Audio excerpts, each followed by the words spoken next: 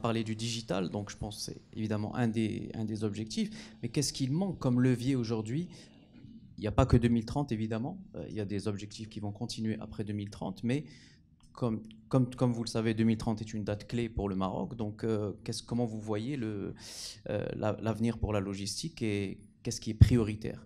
Alors, juste en termes de perspective, et je pense que c'est peut-être certains points qu'on a déjà abordés, mais pour les reprendre, c'est-à-dire que si on se dit les challenges qu'on a aujourd'hui pour réussir un peu les échéances à venir pour 2030, on a parlé du foncier et le bâtiment logistique en général, et je pense que le foncier, avec ce que fait la MDL, est en train d'être sécurisé. Il est sécurisé dans beaucoup de villes, il manque encore des villes, c'est-à-dire qu'il faut s'assurer que notre mapping du pays puisse couvrir, parce que c'est vrai qu'il y a des axes qui sont déjà prévus, d'autres ne le sont pas. Donc il faut que ça soit en termes de présence géographique de ces zones-là. Ça, c'est le premier point. Deuxième point, le prix est important. Et je pense aujourd'hui, on a besoin d'un prix qui soit abordable pour les opérateurs. Et si vous me posez la question, il faudrait qu'on soit sur un foncier qui soit accessible. Il faudrait que le prix ne dépasse pas 200-250 dirhams au mètre carré pour les logisticiens, parce que sinon l'équation ne marche pas. Donc ça, on verra quels seront les prix de lancement de ces zones, mais c'est le prix target pour un opérateur logistique comme le nôtre. Vous avez parlé de digitalisation. Je pense qu'il est important aussi d'accompagner, d'incentiver les opérateurs à l'installation de digitalisation, que ce soit pour des systèmes de gestion d'entrepôts, gestion de flotte de transport. Il y avait un programme de PMologis qui a été suspendu, mais je pense qu'il est en train d'être relancé. Et c'est important de le refocaliser pour les prestataires plutôt que pour les donneurs d'ordre, parce que c'est important, parce que c'est les prestataires aujourd'hui qui feront la différence. Et le dernier point, et j'en ai parlé un peu tout à l'heure aussi, c'est l'externalisation. L'externalisation, je pense que c'est là où on a besoin aussi de ce partenariat public-privé.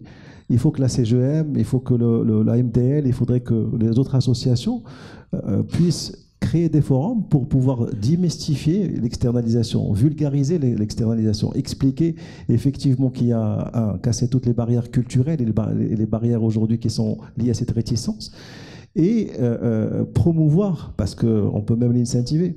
Aujourd'hui, quand on voit l'Europe, on est sur des taux d'externalisation qui sont au-delà de 50% de business, et toutes les grandes entreprises le sont. Je pense qu'il n'y a aucune raison qu'au Maroc qu'on ne le fasse pas. Et là, on a besoin aussi de la partie de partenariat public-privé pour pouvoir y arriver. Voilà.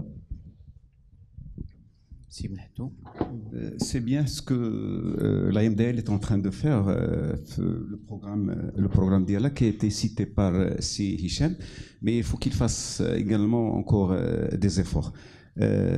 Exemple, Si Mtaoukil a parlé de l'externalisation, c'est-à-dire lorsqu'on parle d'externalisation, c'est-à-dire on imagine la relation entre prestataires de services logistiques et clients.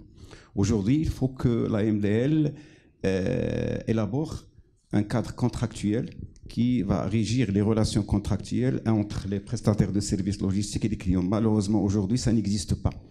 Il y a le cadre contractuel du transport existe dans le code de commerce, et même on a élaboré un contrat type de transport routier de marchandises.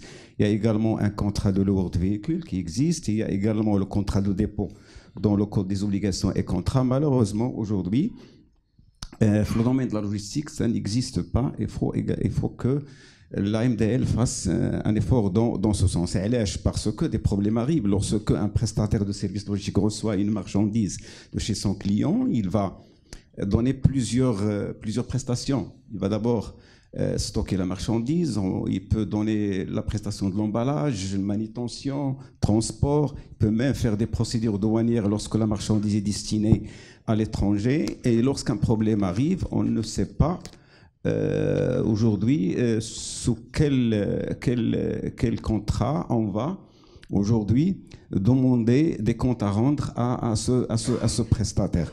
Ou également, il pose un problème au niveau de l'assurance. Aujourd'hui, les compagnies d'assurance, si vous vous assurez, c'est dans quel cadre? Est-ce qu'on va vous assurer comme transporteur, comme dépositaire, comme manutentionnaire? On ne sait pas. C'est un problème qui est grave et auquel la MDL doit faire un effort considérable. Sibel Machi, objectif 2030, on n'a pas beaucoup parlé de l'informel. Peut-être revenir sur ce qui a été dit à l'ouverture de cette table ronde. Je pense que si on part du constat qu'il y a une grande atomisation, fragmentation du secteur, je pense déjà il faut des incitations pour encourager le rapprochement des entreprises, créer des acteurs capables d'être compétitifs, qui ont donc les économies d'échelle suffisantes pour pouvoir être compétitifs non seulement au niveau national mais également international. Le foncier, je pense, a été largement dit. Il faut effectivement une vraie reconnaissance du métier de logisticien et avoir de l'accessibilité à des plateformes pour pouvoir exercer ce métier et encourager la digitalisation du secteur, parce qu'il n'y a qu'avec ça qu'on va réussir justement à professionnaliser ce qui se fait, mettre en place des standards, parce que je pense qu'aujourd'hui, il y a un certain nombre de contraintes qui sont, notamment avec nos principaux partenaires économiques, notamment l'Europe, avec la taxe carbone qui va arriver en 2026.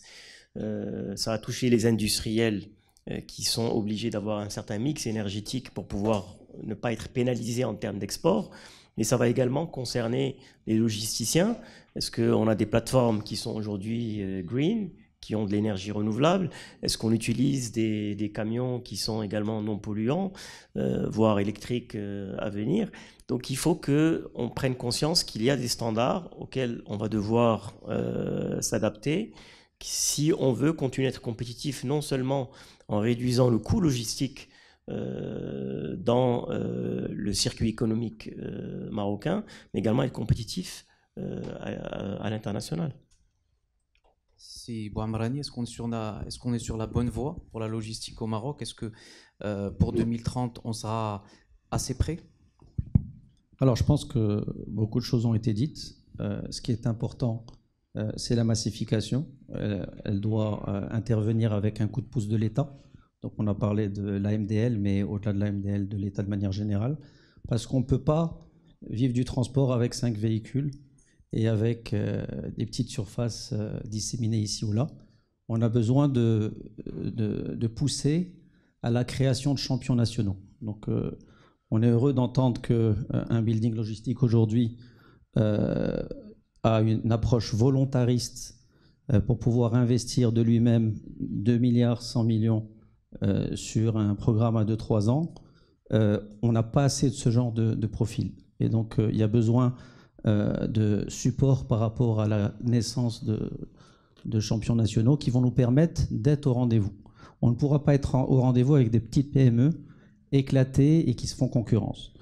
Vous avez parlé de l'informel, on a esquivé la question, mais c'est un élément important, moins dans l'entreposage, plus dans la partie transport, parce qu'en fait, l'informel tire les prix vers le bas et empêche des investisseurs, parce qu'il y a de l'argent dans ce pays, mais empêche les investisseurs de voir le transport comme une aubaine ou comme un potentiel investissement. Les investissements sont lourds, les coûts variables sont forts, beaucoup d'humains. Et donc, s'il n'y a pas la garantie derrière d'avoir une capacité à créer de la valeur à travers une montée des prix par rapport aux services qui peuvent être proposés, ça, c'est clairement un des freins importants sur la composante transport de la logistique. Maintenant, je ne voudrais pas terminer sur une note négative. Je pense qu'au contraire, on est tous extrêmement optimistes sur les 5 à 10 ans qui viennent. Je pense qu'on est, de manière générale, je dirais, au sein des 30 glorieuses marocaines, les 30 glorieuses pour faire référence à l'année 45-75 en Europe post-guerre.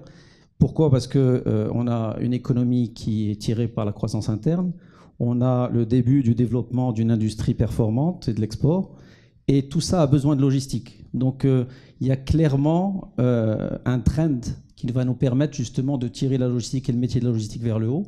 La digitalisation va y contribuer, et j'insiste sur ce point-là, mais je pense qu'on a besoin d'organiser le secteur. Et organiser le secteur veut dire partenariat public-privé documenté et mis en place sur les 4-5 ans qui viennent. Très bien, je pense qu'on a fait un tour global. Le mot de la fin avant de passer la parole. Oui, je vais revenir sur deux, trois points qui me semblent importants. C'est le facteur humain. Vraiment, le facteur humain est très important. Il va falloir qu'on qu'on forme nos jeunes de plus en plus dans la logistique, dans le transport. Tous, je pense que si on doit aujourd'hui recruter, et on est vraiment de grands recruteurs aujourd'hui, mais on se heurte à des profils qui répondent pas aux besoins. Il va falloir aussi et donc on dépense énormément d'énergie en interne à former ces profils. Le facteur humain est très important. Le deuxième point, c'est la réglementation. Il va falloir qu'on aille très vite sur la réglementation, notamment sur l'entreposage, mais aussi sur le transport routier, la réglementation au niveau ADR, matières dangereuses, tout ça, la réglementation ATP au niveau de tout ce qui est transport frigorifique, tout ça. Donc vraiment, et accompagner ça avec les contrôles et sensibiliser les acteurs à ces niveaux-là. Voilà.